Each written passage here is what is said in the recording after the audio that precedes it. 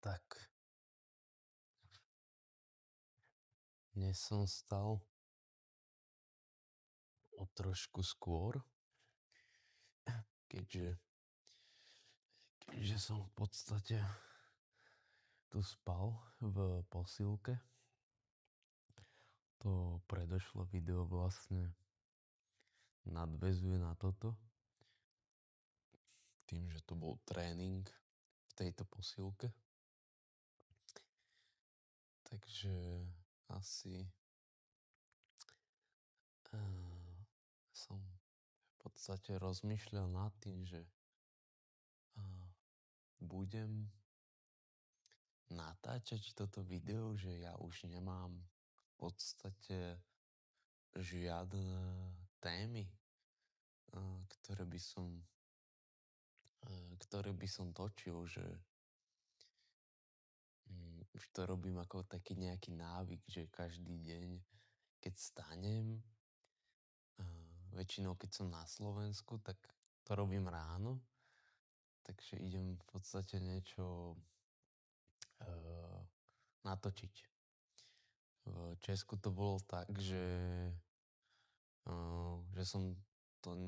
som nemal taký ten režim, keďže sa tam vyskytli tie veci, ktoré zvoňujú budík, nemohol vypnúť.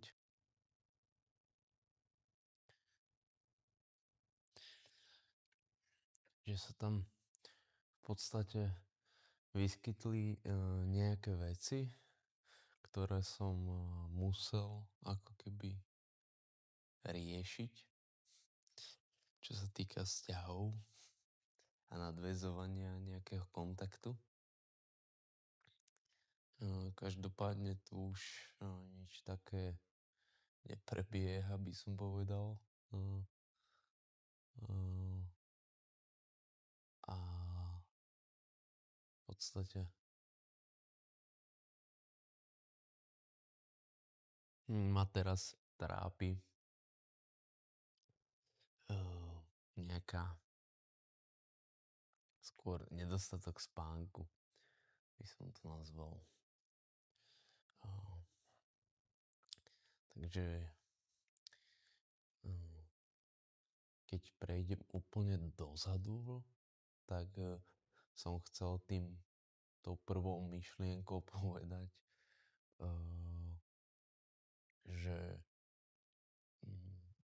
že toto tu robím ako keby z nejakého návyku. Nútim samého seba o sebe premýšľať. Aj keď to občas nejde, aj keď občas nechcem nad sebou premýšľať, aj keď nechcem žiadne témy vymýšľať, tak konec koncov tá prítomná situácia nejakú tému vždy dá, ak si to vopred v podstate, ak to vopred nevyplynie z nejakej situácie alebo toho celého dňa. Takže dnes vlastne z toho vyplynul ten spánok. Vlastne som sa len prešiel pre ten budík a hneď som si to spojil s tým, že mám nedostatok spánku posledné dni.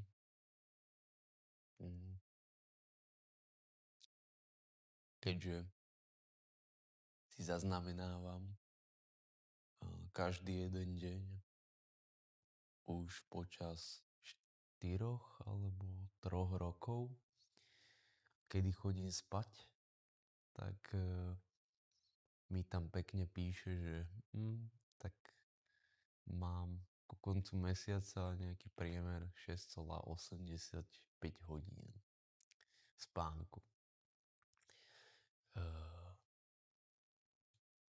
Oproti tomu ostatnému, teda oproti tým ostatným mesiacom, počas tohto roka je to zhruba o hodina menej a keďže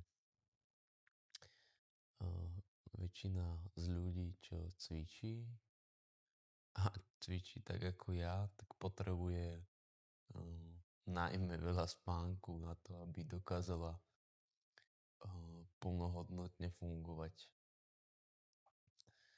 Povedal by som, že sa to odráža potom na tej mojej emocionálnej úrovni, čiže hlavne také tie negatívne emócie prežívam intenzívnejšie, hlavne frustráciu a hnev a takéto napätie, keďže to telo ako keby nejakým spôsobom stráda. Takže sa to snažím ako keby na druhej strane toto dopovať nejakými kofeínovými prípravkami.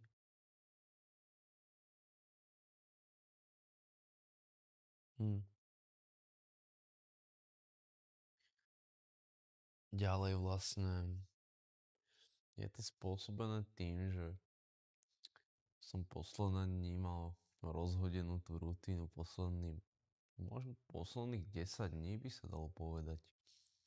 Že ono síce tá rutina tam bola, ale nebola až tak štrukturalizovaná. Čo tým myslím štrukturalizovaná? Mám na mysli, že v podstate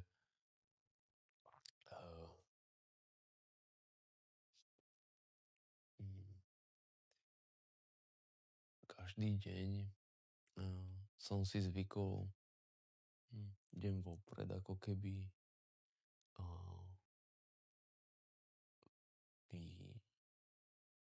akože stanoviť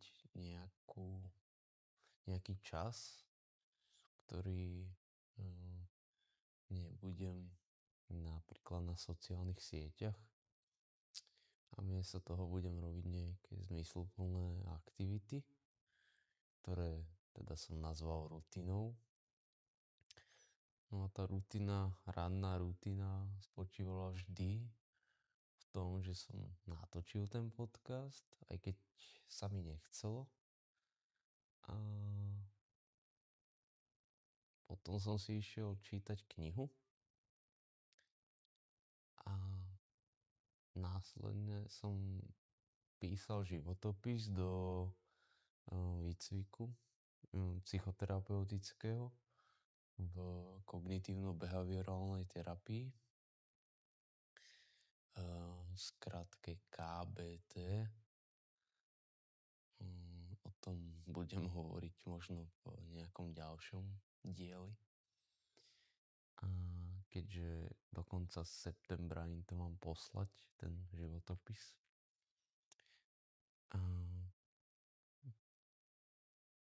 To bola vlastne taká moja hlavná rutina.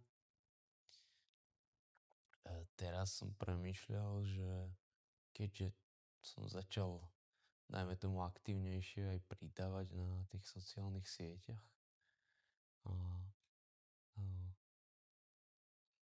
tvoriť, dajme tomu vytvárať tie videá, tak sa mi to nejak kopí. Keďže nestíham, tak sa mi tie videá kopia, tak zapojiť ako keby do tej dennej rutiny alebo do toho tej prerušovanej hladovky od tých sociálnych sietí nejakú tú tvorbu tých reels a zároveň spracovania minimálne teda dajme tomu jedného videa na ďalší deň.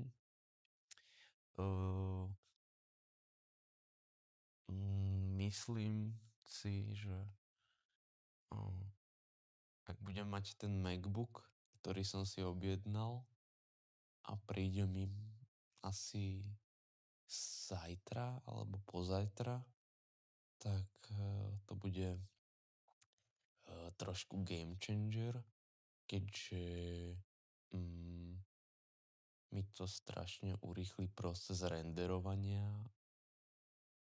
tých videí, keďže to na tom notebooku trvá strašne dlho. Avšak na druhej strane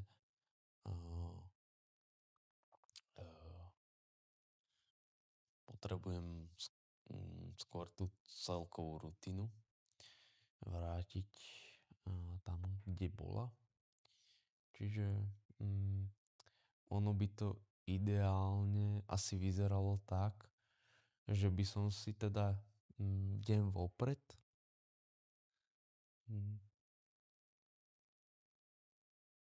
ako som už hovoril v minulom videu o intermittent fastingu od sociálnych sietí, tak by som si deň vopred v aplikácii Freedom nadstavil v podstate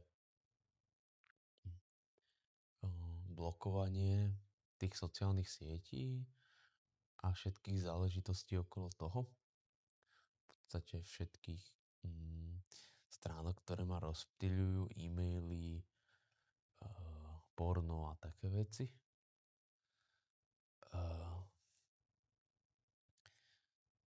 By som si v podstate nadstavil predtým, jak pôjdem spať, to blokovanie. Zároveň by som si deň vopred napísal, v akom poradí presne budem robiť tie aktivity počas toho intermittent fastingu. To znamená, že by som si spísal, že prvý teda by bol ten podcast, druhé by bolo vlastne čítanie knihy, tretí by bol vlastne životopis, teda jedna téma z toho životopisu. Keďže jedna téma zo životopisu mi niekedy zaberie aj 2 hodiny, tak by som to rád vtesnal ako keby tie aktivity do 1 hodiny, do celkového trvania. Čiže 1 hodina by bol podcast, 1 hodina by bolo čítanie knihy, 1 hodina životopis, 1 hodina to reelsko a 1 hodina strihanie videa. To by mi dalo celkovo tých 5 hodín nejakej intenzívnej práce na to ráno. Keďže akurát čítam knihu Nadčasový produkt, tak tam sa zase dozvedám nejaké nové veci o marketingu, o tom, ako vytvárať v podstate nejaký, dajme tomu, produkt alebo tvoriť niečo, čo má pre mňa význam. Takže mi to dáva nejakú ďalšiu inšpiráciu do v podstate myšlienok počas toho dňa. Rovnako tak aj ten životopis, ktorý píšem, tak mi znova tvára ako nejaké emocionálne aj rány, aj spomienky a dokáže ma to akoby aj v tej tvorbe nejak posunúť.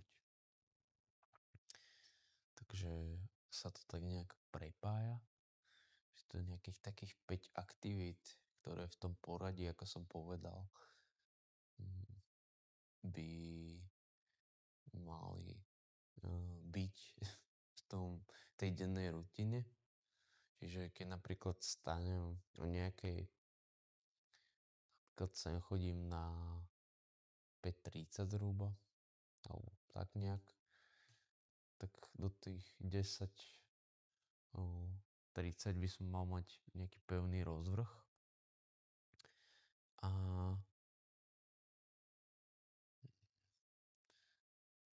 potom by som v podstate mohol chodiť na tie siete sociálne, mohol by som si scrollovať a mohol by som si robiť taký ten v úvodzovkách neproduktívny, až tak neproduktívnu prácu.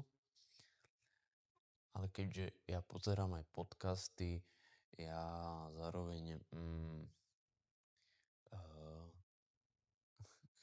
chcem tvoriť tie videá aj viac, takže by som nechal tomu po tých prvých 5 hodinách nejaký voľný priebeh a ak by som si povedal, že dobre, tak chcem si zostrihať ďalšie video, chcem si vytvoriť ešte ďalšie reelsko, tak by som si ho proste urobil. Ale to bare minimum za ten deň, beriem tam tých 5 prvých hodín, ktoré by som mal v tom režime. To by bolo prvých 5 dní dňa, ktoré by ten dopamín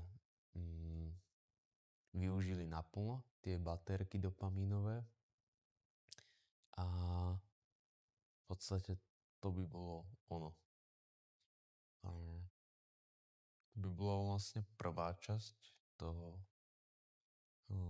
to-do listu, ktorý by som si deň predtým urobil. Druhá časť to-do listu by bola na oddelenom papieriku a tam by boli napísané aktivity, ktoré chcem spraviť ako keby potom, po týchto aktivitách. A to by boli napríklad veci, ako je napríklad tréning. Keďže ako si to tak hovorím, tak by to bolo reálne.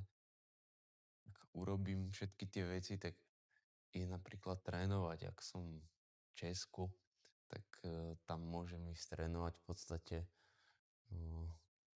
rovno po tých 5 hodinách tej práce. Čiže okolo nejakých 12-13 hodín. Zhruba o nejakej 12. Toto by to bolo zase iné, keďže som v práci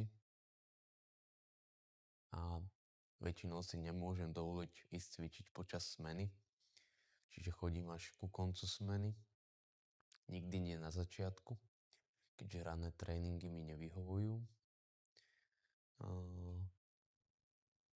pretože som taký rozlámaný celý a nechcem sa zraniť. Takže tak o nejakej tej 9. večer vždycky som pripravený na tréning. Ale teda musím byť, inak by som išiel okolo 12. alebo 1. Takže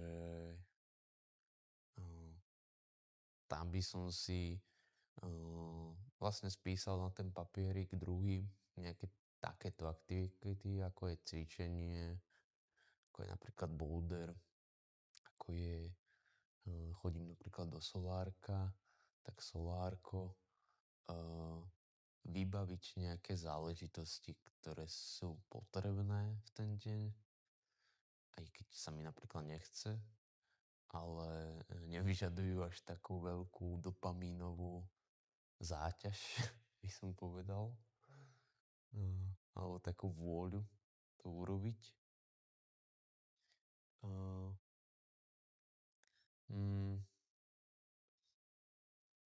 Keď hovorím o vôli, tak napríklad otázkou by bolo aj, že prečo sa nútim napríklad robiť tie videá, prečo